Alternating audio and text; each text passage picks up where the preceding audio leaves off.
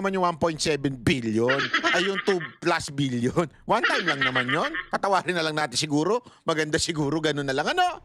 Time ko lang yan nung panahon na na-identify ko si Congressman Yap, Your Honor. All right. Maraming salamat po. Thank you.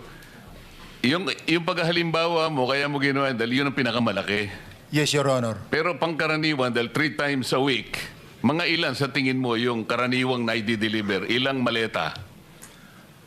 Usually, pag nanggagaling na sa Horizon, na idine-deliver na doon sa Forbes, minsan mayroong 15 or kaya 18 ang malita. Pero yung malalaking malita yon na nagre-rate yung bawat malita, minsan mayroong 48, may 50. Sa mga tweet, Mr. Gutes, pangkaraniwan, 15 to... 15 to, Your Honor? Yun ang average, pangkaraniwan. Yes, Your Honor. Yung nabanggit mong nabigla ka sapagat malaki, 48, yun lang kay Congressman Eric Yap. Yes, Your Honor. Yun ang time na nakita ko talaga in yung ganung kabalk yung balita na yun, Your Honor. Mr. Chair, payagan nyo sana akong magtanong lang ng isang tanong kay Mr. Diskaya. Mr. Diskaya, naalala mo, nagkaroon ka ng supplemental affidavit na binasa mo dito. Medyo mahaba pa nga di ba? Naalala mo yung nakaraan? Ito yung supplemental affidavit mo. Yes po, Your Na Honor. may petsang September 23, 2025. Ito yung nakaraang hearing natin. Yes po, Your Honor. Napansin ko kasi nung pinakinggan ko yung tiningnan ko sa ating transcript, parang hindi mo binasa yung paragraph 30 na kung saan binabanggit dito yung DPWH Region 1. Chinek ko talaga kaninang umaga, nirecheck ko uli, hindi nasama sa binasa mo ito. Ano ito, nagkamali ka lang o... Your Honor, talagang hindi ko po nabasa dahil masyado na pong mahaba yung ano ko. Yung binabasa ko po. Hindi nga, sabihin mo na nagkamali ka lang, hindi mo sinasadya. Hindi po sinasadya. Pero dito po, wala rin po eh. Hindi nakasulat. Baka nakalimutan pong ilagay, kaya hindi ko po nabasa. Tsaka pinatigil po ako doon sa... Nakatigil... ito, sorry. Nagkamali po ng page. Ito po, 30 po sa Region 1. Meron pala. Oo nga, nandito yung paragraph 30, DPWS Region 1. Yes po, Your Honor. Pero nung checking ko yung transcript, hindi mo binasa ito. Opo, yes po, Your Honor, kasi mahaba na po. Hindi, nabasa mo yung 31 hanggang 37. Eh. Ito nalaktawan mo yung 30. Kaya lang ako nagtataka, kaya tinatanong kita, sinadya mo ba to o nagkamali ka lang? Hindi po, Your Honor, kasi napatigil na po ako nung Hindi nga, sa dulo po. sagutin mo, nagkamali ka lang. Hindi po, Your Honor. Hindi po ako nagkamali. Anong nga? Sinadya mo? Hindi po, Your Honor. Bali, alam ko po parang pinatigil na po ako dito dahil masyado na po mahaba yung binabasa ko. Hindi, ganito. Pinatigil ka, nung pagpatuloy mo, nakaligtaan mo yung number 30. Hindi mahaba pa yan eh. Nalaktawan mo siguro. Yes po, Your Honor. Yeah. Para maliwanag lang. Oo, Hindi gusto ko lang sinadyang maliwanagan pinatigil. kasi Yeah. nabanggit ko na kanina na naimungkahi ko na sana'y tawagin din si Governor Chavit Singson. Baka ka kung may connecta doon sa ano mo, baka ka kung sinadya mo. Ngayon, kung sasabihin mong nagkamali ka lang, tatanggapin ko yon. Your Honor, hindi po ako nagkamali. Naalala po, hindi lang po nabasa. Okay. Salamat, Mr. Chair. Ang susunod po ay si Senator Risa Hontiveros. You may have the floor. Salamat po, Mr. Chair. Isa munang follow-up question kay Ginoong Guteza. Paano niyo po nalaman na bahay yun ni Michael Yang? Kasi dati po, may mga security po na kasama na ko na dati is doon po yung bahay ni Michael Yang eh. Mga security na dati yung kasama na nung panahong iyon ay security ni Michael Yang, nung panahong bahay niya yon. Yes, Your Honor. Salamat po, Ginoong Guteza. Ngayon, Mr. Chair, narinig natin kanina yung testimonya ni Yusek Bernardo na Yusek for Regional Operations for Visayas NCR. Ito na. Tinan mo sa haba-haba ng sinabi, yun lang ang tanong ni Ontiveros. Napakagaling mo talaga, Ontiveros. Kinaligtaan mo, lipat. Kunwari lang meron siyang tinanong eh. O, tapos, lipat na siya sa ibang issue. Huwag ka mag-alala, ididiin natin ng lahat ng sinabi niya dito. Kaya, eto, papakinggan pa natin. Kasi napaka-importante nung mga binitawan po ni Sir Orly, itong Marines, itong retired Marines, ha? O, eto naman, pakinggan natin, ha? Oh, wait lang. Ito. Ito. Ayan. Ito. Yan. Tuloy. Ito. Thank you, Mr. Chair. I have one quick question lang po. Babalikan ko lang po si Sir Orly Gutesa. Sir Orly, nabanggit ho ninyo kanina, nakailang deliver po kayo kay Speaker, bahay ni Speaker Romualdez from Saldico? Your Honor, tulad ng sinabi ko po kanina is 3 times po. 3 times po kayo nag-deliver. Ilan pong maleta po yun? Yung una po, nung una is 35. 35 na maleta. Opo. Pagpapunta kay Speaker. Opo. Parang deja vu, di ba? Kasi tinanong na ito kanina, inulit-uli. Meron talagang gustong dito maidiin si Erwin Tulfo dito. Parang gusto niyang magkamali siya eh. Diba? Sa tingin ko, opinion ko lang ito napapansin ko na parang gusto niyang i-booking. Ano ba, pagka makakita lang siya ng loophole. Po, Your Honor. Okay, pangalawa. Yung pangalawa is, ang pangalawa, di ko gaano siyang ma-recollect kasi parang nasa 12 or 13. Kayo yung escort nitong Opo, okay. opo. Pangatlo po. Ang pangatlo nasa 15. Okay. Ganun po. Puro sasakyan po ni Kong Saldi ang ginamit ninyo. Opo, yung mga ginagamit yung sasakyan ni Kong Saldi. Anong sasakyan po yun? Yung backup Yung na? isa ano ba ito? Yung high-is na kulay white na bullet drop. Tapos may ginagamit kami na red plate dati na yung Hindi, yung kinakargahan ho ninyo. Kasi kailangan natin ma-establish ito para kasi mamaya pag inimbita ho natin para tumugma-tugma.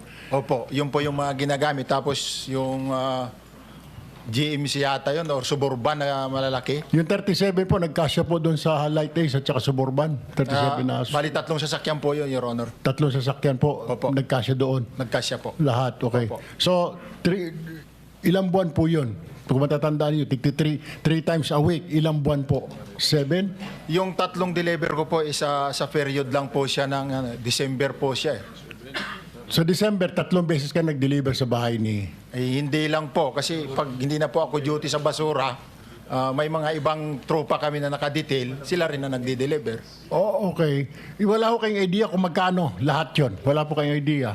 O may idea kayo kung magkano yung bit-bit ninyo, di-deliver nyo po doon sa bahay ni Speaker. Yung sa 35, yun nga ho, na may nakalagay po na, may nakalagay doon sa post-it doon sa bawat malita. Okay. Which is, nakalagay po sa kanya is 48. Ang taas po nun is malaki, yung mga rimuan na malita. na Malita. malaki. 48 million ang isa. Siguro po, yun ang ano niya. Parang big time pala. Kasi ang bigat po niyan, Paki-describe mo nga, gaano kalaki, anong Para sa kaalaman ninyo kasi hindi ito yung ordinaryong maleta eh. Rimowa. Siyala. Yung pa lang. Sa akin na lang yung kahit yung maleta lang. Kasi maraming ako sanay tayo dyan sa maleta. Maliit, medium, tapos large, at saka yung talagang pinaka-large, yung parang mataas na sobra yun eh. Tapos ang laki nun, ganun. Yan minsan hindi pinapayagan sa eroplano dahil sa sobrang laki. Minsan Pero since Rimowa ito, pag international, malamang pinapayagan ito. Pero malaki ito. describe mo kung nakatayo yung bagahe. pag tumayo Bakit kaya tumatawa yung iba? Kasi sinusubukan nilang i-discredit yung... Kasya ba yung 48 million doon? Mga gunggong, hindi pa kasi kayo nakahawak eh. Kasya, alam mo ba ang 1 million, kaya mong... ano lang yan, lalong-lalo na yung bago na... Alam mo yun, yung bago na manipis. Ganyan lang, 100,000 eh. Walang biro, hindi ako nagbibiro ho. Kaya pagka 1 million, mga 1, 2, 3, ganyan lang. So kasya talaga ang, isipin mo 1 million ganyan. So 48 million, 48 lang na ganyan, kasyang-kasya sa maleta. po ako, yung isang malaking big na malita is kasing ganito ang sukat. O yun. Akala nyo siguro yung maliit lang yung large lang, yung ginagamit usually sa mga pambiyahe. Hindi ho gano'n, mas malaki ho yun. Opo. Tapos pag binuhat ko po yan, ang bigat yan is almost parang isang sakong bigas sa 50 kilos. Oh, kita mo, pati yung pagbuhat, kabisado niya yung timbang, isang sakong bigas, mga 50 kilos. Tingnan mo ha, may itatanong mamaya to confirm this. Bigat. Opo. So binubuhat po ninyo, dito na-transfer po ninyo sa bahay. Transfer sa other sakyan po pag ano. Okay, so dalawa, tatlong sasakyan. Ganun po lagi. Yung mga 17, 18 po na mga maleta. 3 times a week. Yes, sir. Yun po yung actual na dutihan ko during the time. Pero yung iba, meron pang iba. Base doon po sa inyong group chat, may mga deliveries po. Kung wala po kayo. Yes, Your Honor. Okay. Mr. Chair, I will have one last question. May nagpadala po sa akin dito ng... Hindi lang po, natatawa kasi si Mrs. Diskaya, kabisado rin nila yung mga sizes. Ano po masasabi ninyo? Hindi, comment lang kasi Sige po. sanay din kayo Sige nga, tingnan nga natin kung confirm ang ganong kalaki. hawak na malaking pera eh. Kadalasan po, sa 1 million po na tagwa 1,000 pesos, ang bigat po nun ay 1 kilo. So sa 1 million, 1 kilo. Kaya nga may code sila eh. Ilang kilo ba yan? Ha? Pag sinabi mong, hindi, totoo ito sa mga lagayan yan. Sa mga mayayaman, 1 kilo yan. Kaya nga, I kilo the money. Ganon eh. 1 kilo. 1 milyon. So tama nga. Yari nung mananabong na dati. Sana lang talaga nako-convert ang kilo ng tao, no? Yung timbang ng tao sa milyon. Milyonaryo na si Boss Dada at si Jay Guevara. Kung nako-convert lang sa kilo yun, no? Namin kasama rito. 1 kilo, 1 milyon. 1 million, so 50 kilos nga. 50. Okay, but before I end my questioning to Mr. Orly, okay. All right. Ito po ang tanong ko lamang. Sir, sabi niyo kanina, si Saldi ko lang po naging VIP ninyo. Wala po kayong pinagbantayan from Coca-Cola. Ganito po kay Saldi ko. Yes, Your Honor. Okay, kasi po pinadalan po ako dito ng... Nako, ayan na, ibubuking pa kunwari. From Coca-Cola, dumiretso na kay Zaldico. O di, sabi niya, yes, Your Honor. Yun daw yung trabaho niya. Nung retired na siya, okay? Na from Coca-Cola, napunta kay Zaldico. May bubuking kunwari si Erwin. Sandali, may iba kang trabaho kala mo Sa Malacanang po ito, mukhang ang background po di sa inyo pong biodata, meron po ditong background, work experience. Kayo po ito Master Sergeant Orly Gutesa, tama po, Philippine Navy, retired. Yes, Your Honor. Experience nyo po, enlisted personnel, Philippine Marine Corps, BIP Security, BOC, BIP Security, OBP, BIP Security, Presidential Communication. Naku po, sabi niya, mukhang malalaglag sa upuan itong si Sir Orly kasi nagsinungaling. Tingnan mo, bara ni Orly, ha? Operation Office, BIP Security, Bureau of Correction. During my active duty in military service, sir. Okay. Gago! Ala siguro ni Erwin, madadali niya. Hindi, sinasabi niya, from Coca-Cola to Zaldico, yung retired na siya. Pero during the time na hindi pa siya retired, marami siyang bini-IP. Okay? Na mga politiko, which is part of their job. May ganyan po. Bawat unit po, may mga, may kanya-kanyang unit sa military din na pwedeng intelligence sumasama, nag-escort sa mga BIP for, I don't know, national security whatsoever. Pero part yun ng trabaho nila. Akala ko po parang galing sa Coca-Cola. So, okay. Wala na po. That's all, Mr. Chair. That's all my question. Thank you. From galing sa Coca-Cola. Retired nga yun eh. Linawin mo. Ang sinabi niya, nung retired na ako, nagtatrabaho ko sa Coca-Cola tapos kinuha ko ni Zaldico. Gago! Thank you, Senator Tulfo. Senator J.B. Arcito.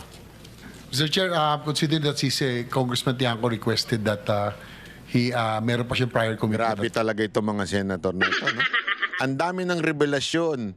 Ito mga pinapakita ko sa inyo, ito lang yung mga nagtanong kay Sir Orly, ha? Ang daming revelasyon ni Orly. Yung iba, ang interest sa iba. Hindi ko magets. Ang interest nila, papaano ba nagkakaroon ng ano dito sa DPWH? Bakit ba yung ganito? Ito na nga, oh. Ito na. Mismong Speaker of the House ang may kagagawan. Yan ang sinasabi ni Orly. Huwag na kayo magpaikot-ikot. Ewan ko sa inyo, Oh, ito pa. Papa, ay sus, talaga nga naman, oo.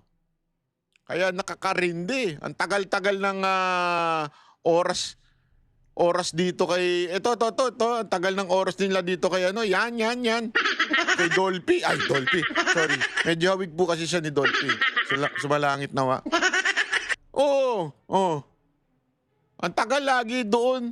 Hindi naman yun ang focus natin dito eh. Ito pa. Tuloy. Ay makakapagpatunay ka sa pamagitan ng ledger na yung isinalaysay mong nakuha nilang bahagi, sabihin na nating payoff, ay talagang mapapatibayan mo sa mga internal ledgers na maaring mai-produce mo kung sakasakaling ito ay hihingin sa iyo ng komite. Yes po, Your Honor. Yung iba po kasi... Interesado sa buhay mo? Chat po. Tsaka calls. Pero yung chat, documented ba yun? Meron ka? Meron din po, Your Honor, pero wala pa sa akin ngayon yung cellphone ko. Ibig ko sabihin, documentary evidence o kaya pagkatapos sabi mo mula sa Valle Verde dinadala sa bahay ni Congressman Saldico dyan sa may Horizon, sa may BGC. Yes, Your Honor. At sabi mo mula sa 46 luggages, ang binababa nyo na lang ay 35. Yes, Your Honor. Sa Makatwid, merong differential na 11 luggages. Yes, Your Honor. Paano nyo, hindi ba kayo nagtatanong, teka muna, ang ipinanhik natin 46, bakit 35 na lang? Baka mamaya hanapin sa atin to. Di ba kayo nag-uusap-usap magkakasama? Sa mga pagkakataon na yun, Your Honor, wala na kaming time para mag-uusap. Ang sinusunod lang namin, pag tumawag na nasa lulod lang kami ng mga luggage na yung sasakyan, then pag natapos, proceed na kami doon sa pagde-deliver, Your Honor. Oo nga, ibig ko sabihin, hindi kayo nagtataka. Ang ipinanhik natin, ang dinala natin 46, bakit 35 na lang? Baka tayo hanapan. Hindi na namin alam yun, Your Honor. Wala na kaming idea kung anong nangyari. Ang ibig mo sa taas. sabihin, kung ano lang yung dadalhin nyo, nagkakasya na lang kayo doon. Yes, Your Honor. Senator Marcolita, kunti lang, Mr. Chair. Yung binabanggit palagi na John Mark at saka sino isa? Dalawa? Tao ni Saldico? John Paul Estrada and Mark Tiksay. Mark Tiksay, Your Honor. May move that they can be, they will be invited for the next hearing, Take Mr. Chair? out, Committee Secretary. Wala pa yung dalawa. Ay, sorry. Anong nangyari doon? Mr. Chair? Yes, with the Request. indulgence of... With the indulgence of Senator Marcoleta, request lang po sa Chair. Ayan. So, ayan po. Pero may mga issue pa. Daanan lang natin bago po tayo magtapos. May mga issue pa na tila lumabas ngayon. Ito nga pong papakita lang natin. Ito pong issue na lilinawin natin ay itong kay Joel Villanueva. Kasi tila yung iba inililihis ang issue at tila ang kanilang packaging ay isisi sa mga senador. 'Di ba? Kasama na dyan si Jinggoy, si Villanueva, at saka si Chis Escudero. Pero in reality, ito talaga ang tunay na issue, itong kay Romualdez. Ito, tingnan ninyo kung paano nila i-package na para isisi sa mga senador. Ito hindi natin pinagtatanggol si Villanueva. Kaya lang huling-huli mo Huling-huli mo na nililihis nila yung issue. 'Di ba? Kasi sandali, parang out of nowhere, ganun lang, palalakihin ng sobrang-sobra ng media para hindi... Kaya nga di ba nangyari? Si Diskaya, nagsalita. Sinabi si Speaker, sinabi si Zaldico. Ang ginawa, tinambunan ng kamera. Unti-unti na lumalabas yung mga senador, si Jinggoy, si Chis Escudero at saka si Villanueva. Yan ang inaano nila eh, di ba? Tapos biglang lumabas to, nagulat sila. Kita mo hindi pinansin ng ibang senador? Ganong katarantado. Biglang hindi pinansin masyado ng ibang senador na maiingay pagdating sa nga kapwa senador nila. Di ba? Tapos ang ginawa nila, medyo pinipitik-pitik nila ng konti yung kapwa senador nila. Di ba? Para malihis doon. Kaya lang sobrang laki nung kay Romualdez at saka kay Zaldico. Pero tingnan natin kung paano nila sinusubukang ilihis. Mga representative na sinasabi nila, may lumabas sa akin na Yes po. So yung binigay nyo na pera, 150. Sinabi nare-recall ko lang yung kaso na binanggit nyo about Senator Joel Villanueva. Ayan. Sabi nyo, wala siyang project doon. Pero Engineer Alcantara, sabi niya wala siyang project doon. Yung hiningi niya hindi na-approve. Pero how come na meron kayong binigay na SOP sa kanya? Kung SOP man tawag noon, bakit ka nagbigay doon na wala man siyang project na na-approve na ni-request niya sa inyo? Your Honor, noong po sa affidavit ko, alam po namin, 1.5 billion po yung gusto niyang request na allocation po sa mga multipurpose building, roads, and other structure po. Eto malinaw, hindi po sa flood control. Nagre-request siya na gawa ng proyekto yung mga mga building at kung ano-ano pa. Hindi ho sa flood control. Malinaw yan. Yung allocation po talaga at that time, tulad po na sinabi ko na nakaraang hearing, 600 lang po. Kami pa yung lumapit ni boss kay Sec kung paano po mapagbibigyan sana si Senator Joel at 1.5. Ang allocation na lang pong natitira ay parang 600 po.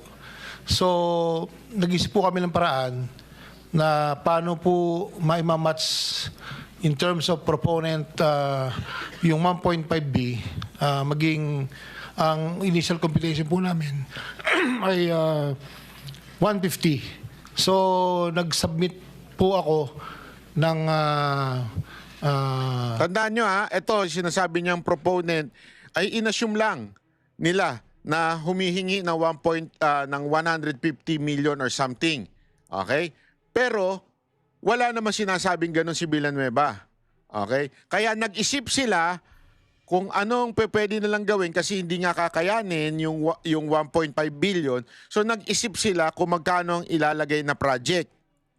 Ito yung sarili lang nilang desisyon ito hindi kay Villanueva. 600 worth ng flood control at 25% magmamatch po dun sa 150. Sinabit po namin sa Manila po. Pero yung flood control na yun, na project sinabi mo, hindi alam ni Senator Villanueva. Galit po kasi siya doon. Galit siya sa flood control. Ayan, malinaw. Galit si Villanueva sa flood control. So hindi talaga flood control ang issue. Di ba? Ibig sabihin talagang hindi ho nanghihingi yung mama. Ba? Yes po. Ilang taon na yan, sige sigaw-sigaw dito sa hearing na ayaw niya flood control. Pero bakit ka naglagay ng project doon na i-dedicate mo sa kanya? Wala kang paalam sa kanya. Bakit Sir, kayo gumawa ng gano'n? Opo. Kasi nga po, nung time na yon, nag-iisip po kami ng paraan para ma-accommodate yung 1.5B na request na multipurpose building. So nag-usap po kami, nireport ko po kay... So, yung in short, diskarte na ninyo yon Yes po, ni Yusek Bernardo. So diskarte lang nila yon. Hindi sila hininga ng flood control. Yan kasi yung pinalalabas ng ibang pahayagan para malihis yung issue kay Romualdez at kay Zaldico. 'Di ba? Ang linaw niya na walang partisipasyon si Villanueva sa desisyon nitong maman to. Yes po. Mag-flood control kayo para sa kanya without his knowledge. Para makapagbigay kayo sa kanya. Yes po. So, yung binigay nyo na pera, hiningi ba niya yun sa inyo? Hindi po, Your Honor. Ayan, malinaw. Hindi niya hiningi. Wala siyang hinihingi. Hindi niya hiningi ang pera na dineliver mo. Ako po ang gumawa ng paraan para masatisfy lang po yung request na 1.5B. So, makonsider mo ba yung pera na yon na is OP yon Ang sabi ko po, para kay Senator Villanueva? ang sabi ko po doon sa tao niya, pagsabi mo kay boss, ito'y tulong. Tulong. Tulong sinasabi ko po. Voluntaryo mong tulong. Opo, pero hindi niyo po alam doon ko po kinuha doon sa... Hindi niya alam na galing sa flood control project yon. Yes po, Your Honor. Nagegets ninyo, ladies and gentlemen. Kasi totoo naman din, wag tayo magpaka-hipokrito. May mga tumutulong sa senador para sa mga susunod nilang eleksyon. Mga ano yan. Yan po talaga ay ginagawa din ng iba't ibang tao para tumulong, sumuporta sa ano. Dito, malinaw na basta lang binigyan. Wala naman pong hiningi si Villanueva. Pangalawa, aside from walang hiningi, hindi ho niya sinabi na ito galing ito sa proyekto ng gobyerno. Ito'y suporta lang sa iyo. 'Di ba? Ngayon, ang tanong, tinanggap ba niya? O sino ba tumanggap? So you have to be clear with that dahil Yes po. yun lang.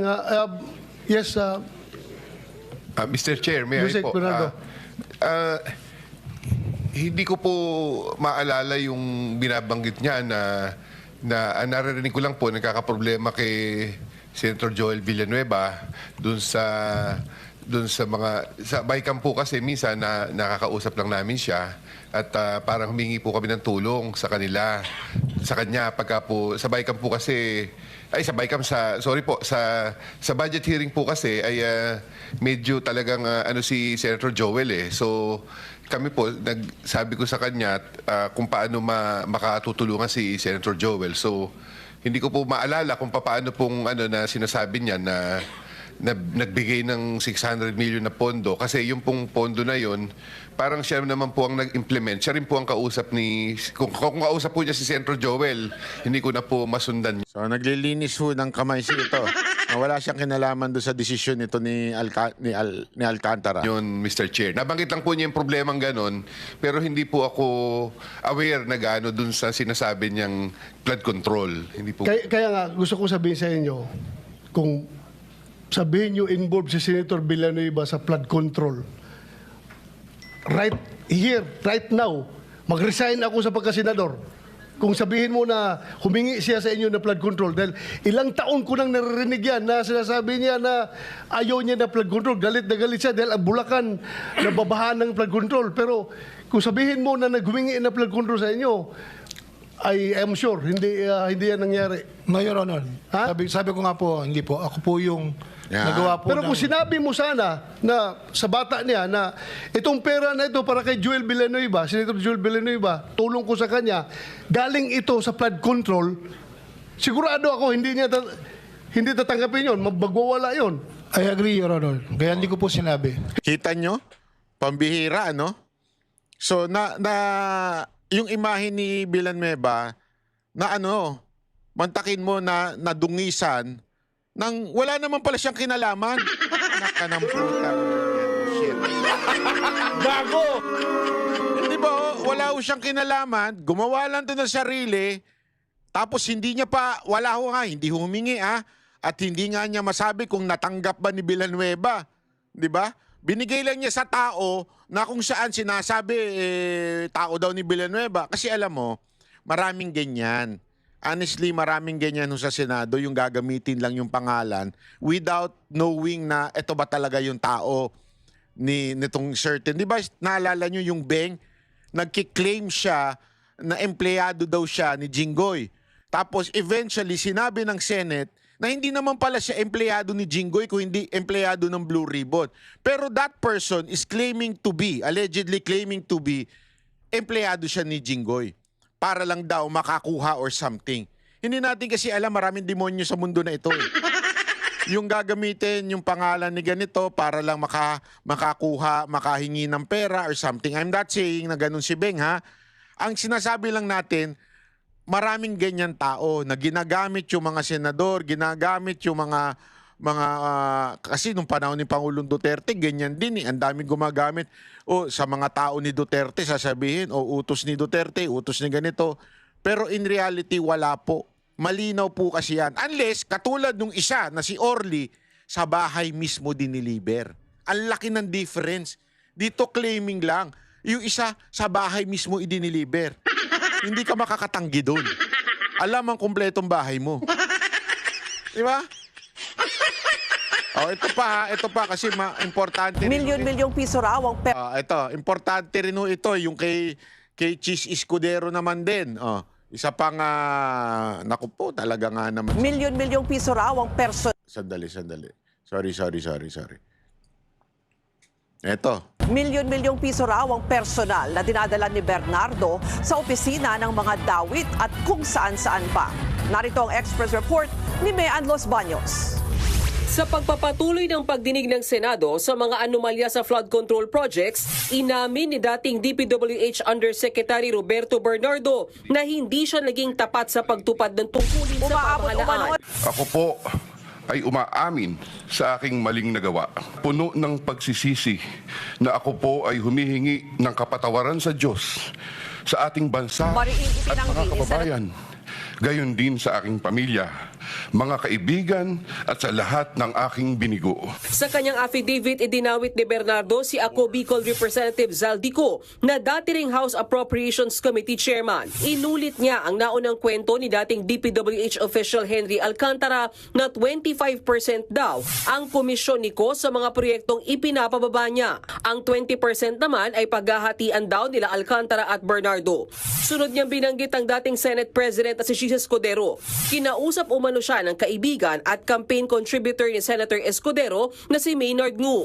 Nagkasundo raw sila sa 20% na kickback mula sa mga proyektong naipasok sa General Appropriations Act. Mismong si Bernardo Pangaraw ang nagdala ng 20% ng 800 million o nasa 160 million pesos na cash kay Ngu na para umano kay Escudero. I ask, Boss, okay na ba ang 20%? Maynard said, okay. Deliveries of cash were personally made to me. Ito, isa na naman ito. Hindi ho direktang si Escudero. May iba. Ibig sabihin, hindi tayo sigurado kung talagang si Escudero ba yung nakakatanggap. Di ba? Tandaan niya, ang kausap niya is another contractor. Hindi natin, kasi alam mo, ito hindi natin alam kung, hindi ko sinasabing masama yung contractor. I'm not implying anything. But is it possible na gano'n na nangyayari? Kasi remember, yung contractor na yon ay contributor ni isa sa campaign ni Escudero. Kung bumabawi ito, kasi sandali, nagbigay ako kay Escudero. Nagbigay ako ng ganitong amount kay Escudero during the campaign. Kaya kailangan mabawi ko yan.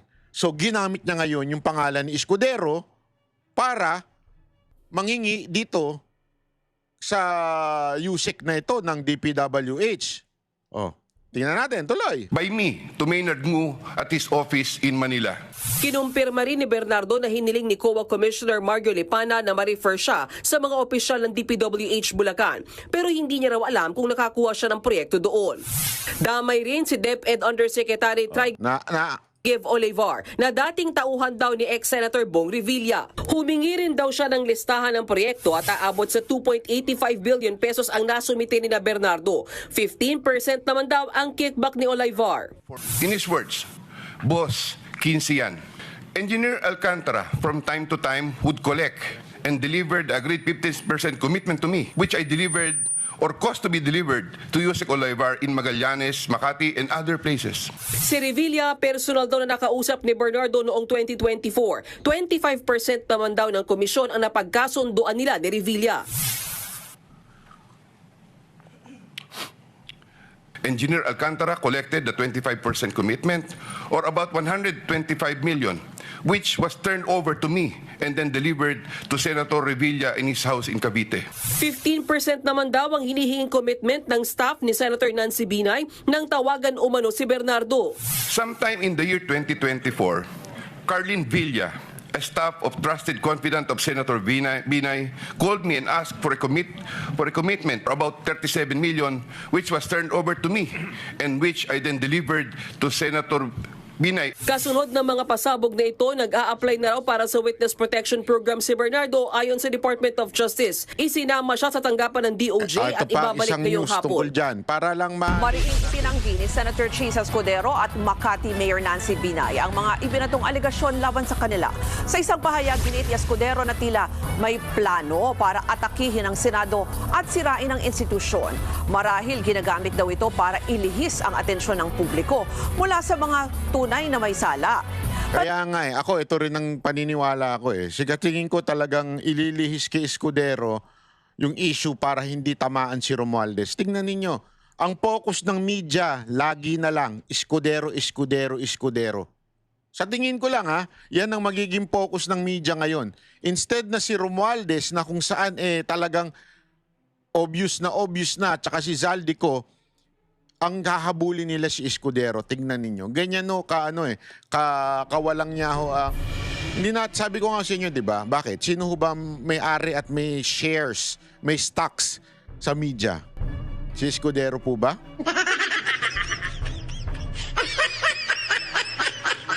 Ay nako, maniwala kayo sa hindi, ito napaka-obvious na. Pag wala pang kumilos laban kay Romualdez, kasi simple lang po finifreeze nyo yung asset ni Jinggoy at saka ni pangalan nito, ni Villanueva, at saka ngayon ni Escudero, pati si Bong Revilla, lahat ng kalaban, di ba, inaano ninyo, finifreeze ninyo. Sige, karapatan nyo yan, pero maging patas kayo. Di ba? Maging patas kayo. Dapat pati si Romualdez at saka si Zaldico, totally freeze nyo na lahat. O ngayon, si Zaldico, inaano na nila. Sige, okay yan. Kasi nilalaglag din ng administrasyon. Pero si Romualdez kaya? Maganda nga ipatawag yan dyan . Kasi sa totoo lang, hindi ako naniniwala dun sa parliamentary courtesy na yan. Bakit si VP Sara Duterte di in-extend ng parliamentary courtesy sa Kamara? Pinatawag pa rin. Inimbestigahan pa rin. Sana si Romualdez humarap din dyan sa Senate. Imbestigahan din. Harapin niya rin itong mga nag-a-accuse sa kanya. Wala Soto, tsaka Lacson. May bayag ba kayo na gawin yan? Ako nagtatanong lang. O yung tapang ninyo hanggang dyan lang?